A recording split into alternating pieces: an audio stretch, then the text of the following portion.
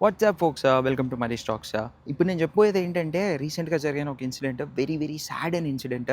Actor Vijay or politician Vijay whatever it is, అతను conduct చేస్తున్న ఒక మీటింగ్ ఆర్ ఒక పబ్లిక్ గ్యాదరింగ్ కోసం చాలామంది వచ్చారు. అక్కడ ఒక స్టాంపిడ్ జరిగింది. 35 to 40 పీపుల్ లైఫ్స్ లాస్ట్ అయ్యారు. అందులో majorly sad and most sad అని ఏంటంటే అరౌండ్ 10 to 12 పీపుల్ చిల్డ్రన్ ఉన్నారు, which is very bad.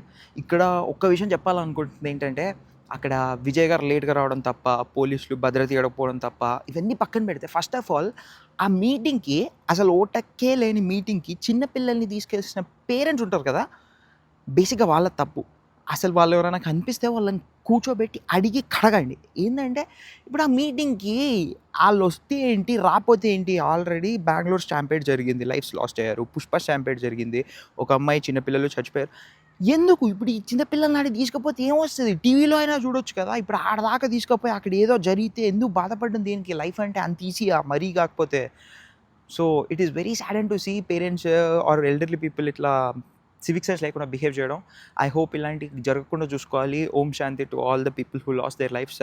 And మీ టేక్ ఏంటో కామెంట్ చేయండి. Thank you so much. By.